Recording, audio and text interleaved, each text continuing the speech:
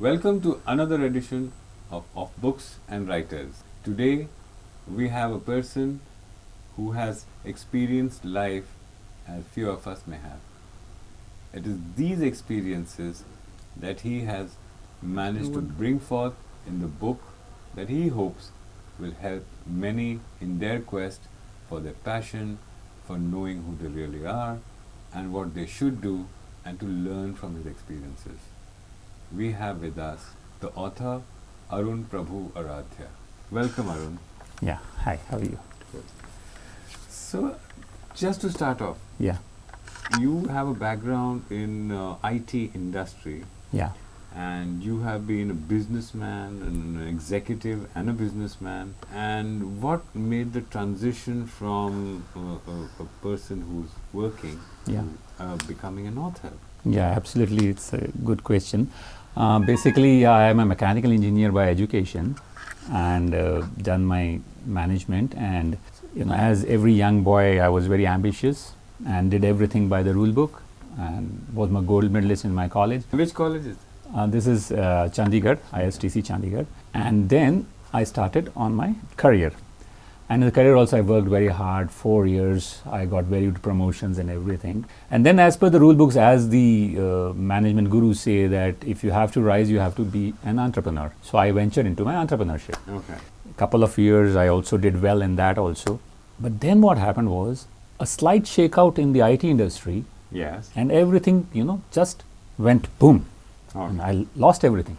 Oh, And I was almost literally, you can say, bankrupt. When you're rising very high, you fall also true. very True. low. Fortunately, I had not lost my determination to come back again.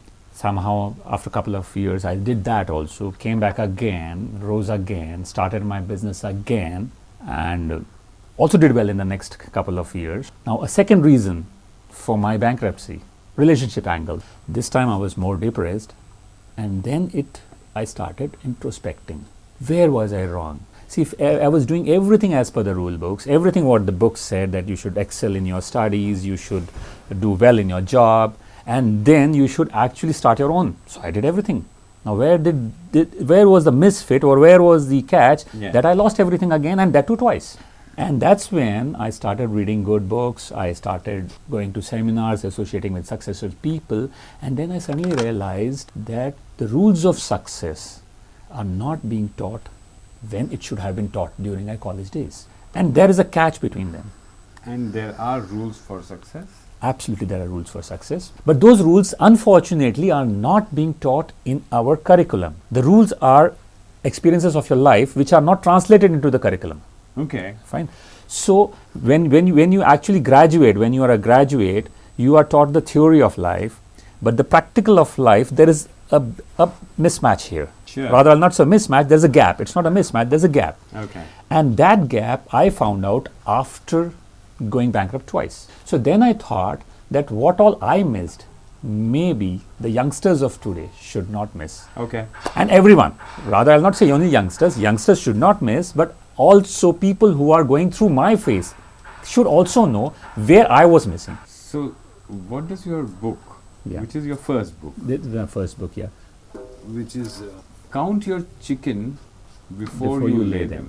And this is basically a story of a very ordinary life. Yeah, Gives you a fairy tale and life begins. life begins. So are you saying that the fairy tale ends and life begins? No, basically what I meant to say here was, why did I add this fairy tale is, there is a story to that.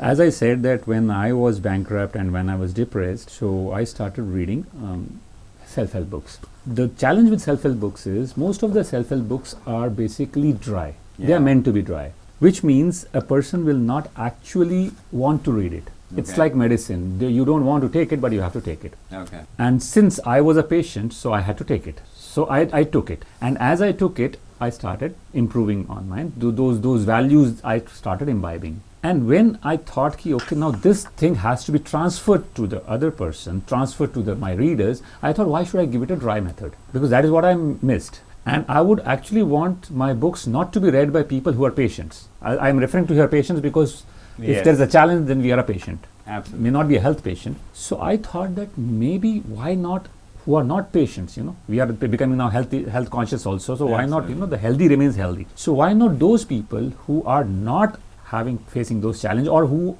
would be facing challenges, why don't they also read this? And the only best way was to sell them a story, sell them a love story. So I thought, why not I create a love story, imbibe this message inside a love story. So it's like, eating Karela, but you don't eat Karela, so you'll have to have a layer of good here and a layer of good here, jaggery here, so that when you eat the jaggery, the Karela also goes inside. So that is why I wrote this, that once in a while, in the middle of an ordinary life, love gives you a fairy tale and life begins. It has both meanings. Number one, yes, it's a love story.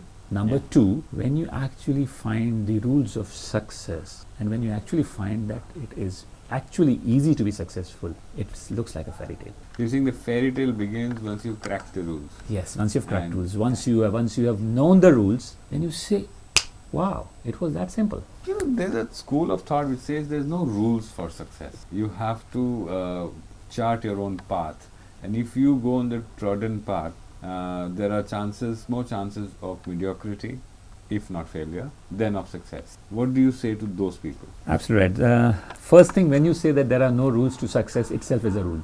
It's a maxim, yes. It's itself as a rule. And when I say there are no rules to success, absolutely true, there are no rules to success, but it's like, if I put it this way, it is not rules. Every human body has got a spine. Now the spine is always there. The body can change. You can be a slim body, you can be hefty, it depends upon you, but the spine is constant. So there are certain elements which are constant today, time tested constant. They were realities, they were there since ages, and they will be there, whether technology comes, whether technology doesn't come, whether technology changes. So there are certain rules which are common. So whether you term it as rules or whether you term it as the spine of your living. So those are the things which you actually want to know. So I'll ask for our viewers, Yeah. how do you define success? When I started my career, I thought success was all about money. Most of us think that. Yes. I will not blame myself. I will not blame the education system. I'll blame what has been happening for so many centuries of after Industrial Revolution. True. Because after Industrial Revolution, there were two things which went bad for civilization. One is factory processing. So when we started factory processing of products, we started factory processing of people also. Okay. हमें clerks चाहिए. We need clerks. We need MBAs. We need graduates. We need doctors. So then you became specific to one skill, and we Okay. termed it as education. This is not education. A doctor is not an educated guy. Engineer is not an educated guy. So first thing is that was something which. Okay. Second thing was the concept of time came into picture. Prior to that, there was nothing like time, shifts, time. So we started digitalizing our life. Digital technology came on later, but digitalization started from the Industrial Revolution. This time you have to eat, this time you have to work, this time you have to sleep. This started. And then what started was, what do you get when you do all these things? You get money. So money became the rule for success. Yeah, the measure of The measure of success, rather, the right word would be the measure of success. So the more the money you earn, you are successful. Yes, And this concept came on. But if I look back into my journey, I found that I earned money when I was very young. When people were talking about motorcycles, I was the first to buy a car with my own money. I started my business with my own money. But then I realized one thing: the more money you earn, one thing which I realized was, money cannot buy you happiness. Oh, it can't? No, it can't. You can be sad without money, you can be sad with money. So people say, okay, I will better be sad with money. But in both the cases, the happiness is not linked with either you have money or you don't have money. Yes. It's like, if I put it the other way around, you go and eat outside. So if you eat Chinese, you still have something missing. You say, okay, I should have something sweet. If you have masala dosas, you still come out and say, why don't I have a jalebi? But there's one dish which you eat, you don't want to eat anything else. The thali. Absolutely right. The thali has got everything. Once you eat a thali, you don't crave for anything else. Why? Because thali has got everything in it. There is something soft, there is something hard, there is something crunchy, there is something bitter, there is something sweet. So all aspects are covered in right proportion. Now when you talk about career, it's like eating Chinese. Money. So the moment you have money, you've filled in your stomach with money, You come outside and say, "No, I want something else." What I have outlined in the book is there are 6 ingredients which are actually necessary. If you achieve those 6 ingredients in proportion, how much so money you earn, you'll be happy. And that is what we should pursue in life, rather not money. So it's kind of a recalibration of our value system.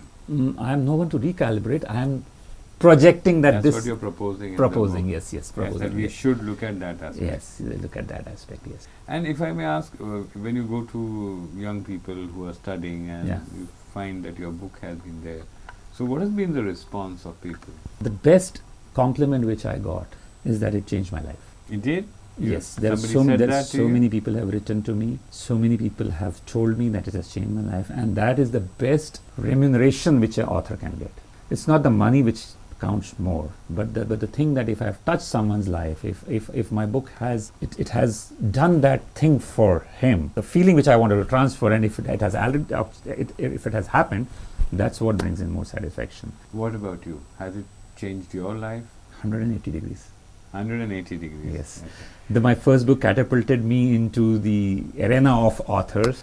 Yes. It brought back my confidence. It brought back my value for myself. Why you don't feel happy? Because you don't find the value for yourself. But a single book, when it changes someone's life, you suddenly find, Arun, you're worth it. You see, really are You're worth making it. a difference. You're making a difference. That feeling has changed, and then it has catapulted me into writing more books. I wrote my second book, writing my third book. So that brings me to your second book. Yeah. What was the gap between your first and your second book? My first book I started writing in somewhere in 2010. It completed by 2012.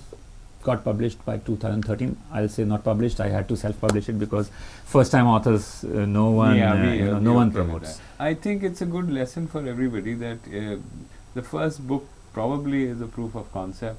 Absolutely. And we've seen celebrated authors publish their own book. There used to be a stigma attached to people who were publishing their book, that your book is not good enough to be selected by editors of publishing houses. But today the entire game has turned, like you say, 180 Absolutely. degrees. And publishers are focusing on other things besides getting the book out. And it's a very good, brave attempt that you did. I think it goes to show your conviction in your book and what you're saying.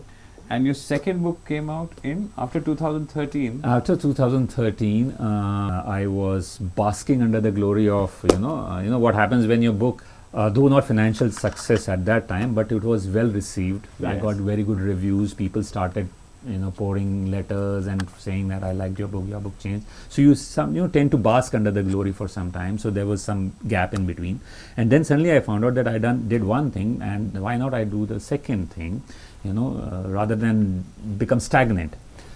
So I started writing in 2014. Was looking for a subject. Then the subject came into my mind. By 2016, this time it was thankfully published by a publisher. Did you go to many publishers? No, this time I didn't go to many publishers. Yes, first time I did, like everyone receives that your book is very good, but not in our agenda. This is the most polite way of, not discouraging the author, but saying no. Since I was very lucky that my first book I could, gift to so many celebrities. I was fortunate enough to gift my book to Shri Amitabh Bachchan, and it was his, I'll say, humility. It's his greatness that he gave me time and took my book as gift. And then Shri Amir Khan, Anjali Bhagwat, the Indian woman shooter who won the gold medal, Aruna Roy, to name a few, Shabana Azmi, to name a few. So you have a regular Bollywood connection there going, and some sports people. No, not presently sports people. Largely Yes, but Bollywood. mostly Bollywood.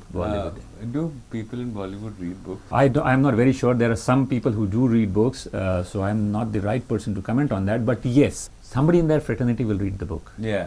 So one of my dreams is to make movies on my book. Yeah. So the right way is to keep throwing stones. Absolutely. And so your first book says count your chicken before you lay them, Yeah. which is typically is before they're hatched, but Yeah. you've gone a step ahead and said yes. that. I would assume before you even think of having laying eggs and having chicken, you should Plan. count You them. should plan. Yeah. Planning. Yes, Planning is plan. everything. Yes. But the second one is Niharika, I Want to Live Again. It's a very more emotional, more Yeah. evocative, less management speak kind Yeah, of a title. yeah, Is there a particular reason for that? See, when I wrote my first book was all about finding your passion, Yeah.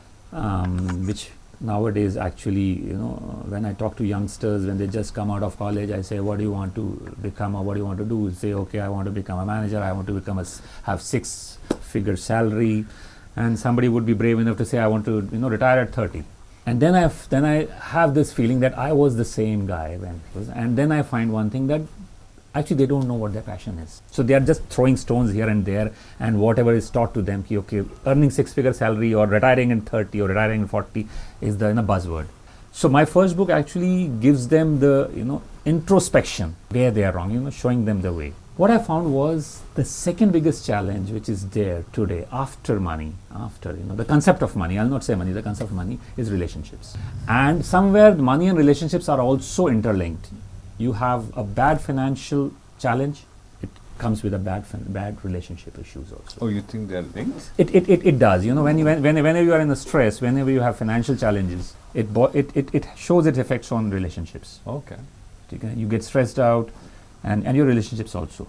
If your relationships are strong, these relationships help you combat the financial challenge. Okay. So they are somewhere related. What studies say is almost 80 to 90% people in the world are struggling the financial challenge, and out of those 80 to 90, 60 to 70 are also struggling the relationship challenge. If you see today, because of I'll not actually want to put it that way, but because of this women's liberation and all those things, and women also able to speak, what is actually happening is the divorce rates are increasing. Now see, don't quote me on that. No, don't quote me on that. Make all controversial Yeah, statements as much as possible. absolutely. We will like the viewership going up a lot more. So please go ahead. I'm not trying to become controversial. What I want to state is somewhere there is again a gap between a right relationship which should be there and what we are facing through. And again, this thing also is not taught in colleges, not taught in schools, how to maintain good relationships. And what is life all about? Life is all about maintaining good relationships. Life is all about that only. So then what I found was, why is it that nowadays a lot of divorces, a lot of live-in relationships, a lot of heartbreaks, so many things are happening. Why are they happening? What is the reason? Why is it today when love marriages are accepted norms, when the concept of not seeing the bride before marriage is now gone, wherein the girl also has the choice to choose his or her partner, when so much of independence is being given, why is it that still marriages fail? Why is it that in the first couple of years you have those rosy, honeymoon period, and the moment the honeymoon period goes away, the challenges start? And I'm surprised when I read that divorce is happening within 1 year, within 2 years. Sometimes divorce is happening in 6 months. So that is where I thought, with my experiences and what I went, that there's a gap between that also. But if I may ask a personal question, which is your experiences? Have you had relationship issues? Yeah, I'll be very, very frank about it. Yes, I've gone through them. That's why I've gone through all the challenges I've gone. As I told, I was bankrupt twice, so I know how it feels to be in debts. Okay.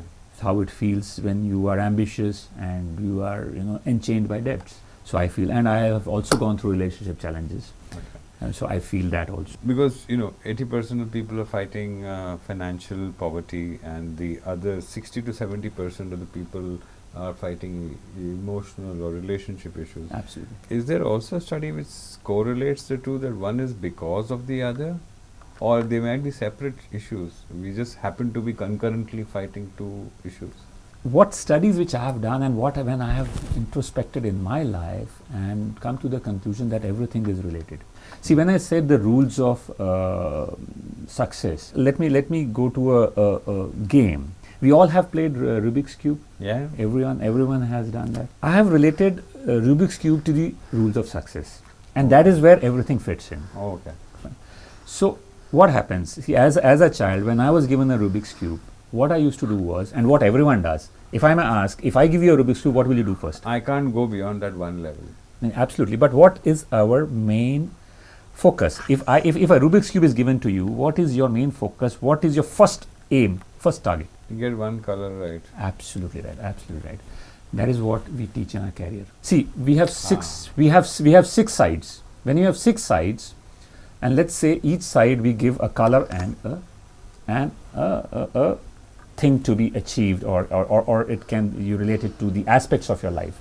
So first is, say, green. So if you say green color is money. Second is blue. So blue color you say your personal, as you as a person. Third thing is, say, orange. Orange is, say, your family, relationships and everything. Fourth thing, say, red. Red is your passion, your hobby and everything. Fifth is, say, any color, may black, society. What do you owe to the society? Okay. And last, sixth thing is white, say, is spiritual. Your obligations or your owing to the Almighty. Okay. Whatever name you may give, I'm not talking about that. But I'm talking about one super Almighty. Take it, your this thing. So these are 6 parameters. Now what actually happens is, as you rightly said, when you are given a Rubiks Cube, you start one color and you finish it. So maybe that green color is money. So everyone is taught, pehle paisa kamao, earn money first, everything will settle by itself. So what do? We start, breaking all the other rules, and we only finish the first. 60% people cannot solve the first level also. They will say, what? Not my cup of tea. So the 60% of the people are below poverty line. रोज की जिंदगी में बिता लेते हैं, कहते हैं this is what is it. I'm a clerk, I'll die a clerk. I'll not even clear that first green. Because 60% you don't even try to figure out the first level. There are 20 to 30% people who will say, oh, I've done this first very well. So these are those so-called successful people, vice presidents, entrepreneurs, having good cars, good lifestyle, everything, first level.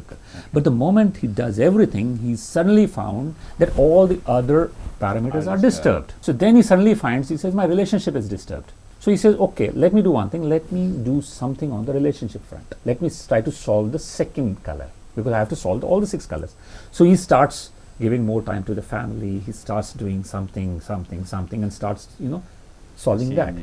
But the moment he does that, he finds that this green is getting disturbed. His business, if I give more time to the family, my business is suffering. Absolutely. And then he's caught in between and says, anyway, I'm giving money to the family.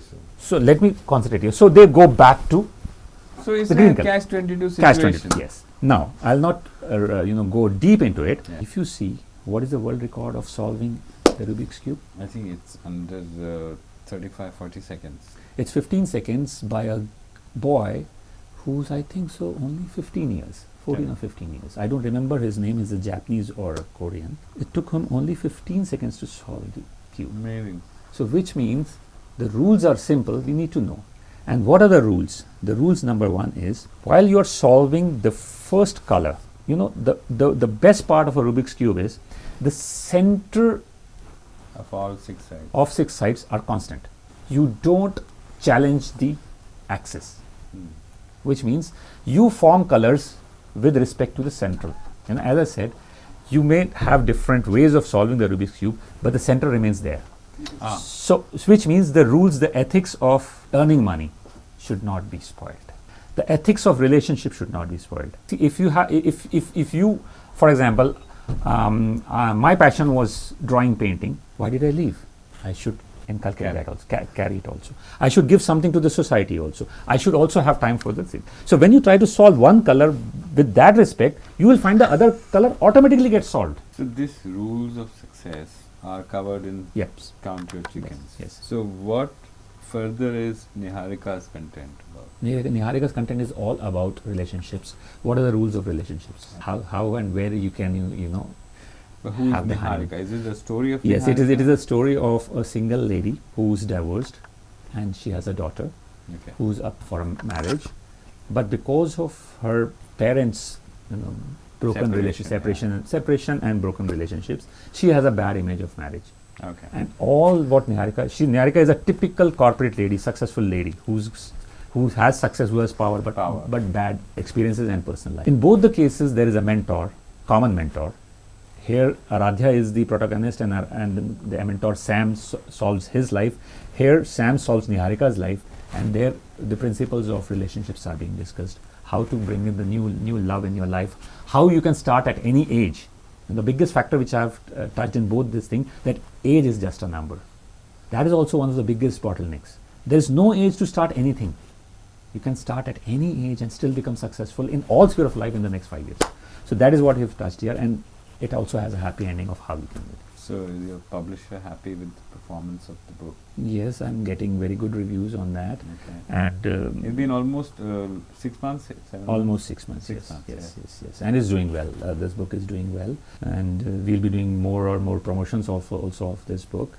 And So if I may ask, now you're a full-time author now? no, I'm not still a full-time author. I am still working. So and what do you work as?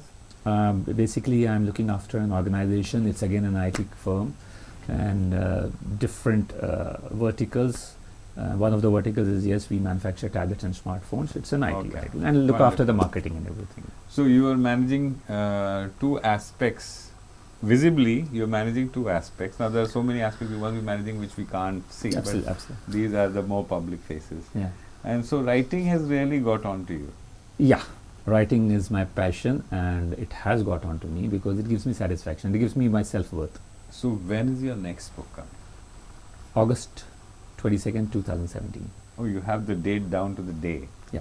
Lovely. That's my birthday, and I make it a point that the book is published on that day. Oh, wonderful. That's my rule. So this year, my third book will be published. And is it the same topic or the series? Or is it In a series. It will be the series, the last of the series. The first book covers the passion, the second book covers the relationship, the third book is society and spiritualism, what we actually So are. black and white, the black and white colors of your Rubiks Cube, right? Yes. Is it going to be, I don't know, converted into something like a book or something, or a movie or something? Like Absolutely, my aim is to convert it into a movie. that? With your Bollywood connections, it shouldn't be difficult, right? Actually, one of the aspects which I have touched in all the three is law of attraction. We attract what we are, and every book is mentioning this law of attraction. So, my Bollywood connections are also a part of the law of attraction. So why not give it to Shah Rukh? Because he gave the speech, no? मैंने इतनी शिद्दत से तुम्हें पाने की कोशिश की. Absolutely right. I would love to give it to him. I would love to give it to Salman also. I would love to give it to anyone. But somewhere down the line, law of attraction, or somewhere down the line, the book is not aiming to them. So maybe the timing is not right. Absolutely. Maybe that is so. No, I'm there's just something. saying, Shah Rukh. I would love to give to Shah Rukh, and I have been trying to give it to him. You know what happened? I have been always trying to give it to Shah Rukh, but whenever I try to do that, some other replacement comes in. I wanted to give it to Amir Khan, but before I could give it to Amir Khan, Shri Amitabh Bachchan, he came into my life. Okay. So it's universal planning. So I don't know. So do you when. believe in fate? Yeah, I do. Despite the plans and the moves, you are keeping a provision in the life of the reader Yeah. that there will be something known as fate. Absolutely, there is something. There is the director of the movie always has that climax in his hand. Okay. The climax will always be good. But if you knew the climax, then the movie has got no worth. Know what where the movie is proceeding, you know everything else. But the climax, right? How it is going to happen is not in your hands. It's in the hands of the Almighty, the director. True. So I think on that note, we'll wish you all the very best Thank you so for your much. forthcoming book. Do Thank you you. have a title for it yet, or is it going No, to be I have a really- title. No, I have a title for that. Okay. That title has already been out. Okay. The book's name is Akansha Ek Mahatwakansha. Akanksha Ek Mahatwakansha. Yes. So you have Chicken, Niharika, Akansha. Yes. So there is a great, progression. Yeah. And it's a Hindi book? No, it's again an English book. Because you said Ek Mahatwakansha. Yes, but since it is aimed at, like Niharika also is, Yeah. since it is aimed at Indian, environment. But obviously, yes, I'm not very constipated about Indian. I want to go global. But the protagonist is an Indian girl, Wonderful. and it rhymes. Yeah, absolutely. So anything which rhymes is good. Good. And it's the same publisher? No, I will seek the publisher once I've finished my book. I don't know whether the movie will be made first or the book will be published first. So, but yes, so That tells us a lot more than we think it does tell us. yes, because I am trying to get the movie also done on that. Wonderful. Those talks are also on. So I don't know what universe has in store, whether the movie comes first or the book comes first. I don't know. So we don't have any inputs to give to somebody who's shared so much knowledge, experiences with us, except that we wish you all the very best. Thank you again. so much. Thank you And so much. I'm nice humbled. of you to come and share your experiences with us, and we look forward to the release of your third book. Thank you so much. Thank you. Thank you.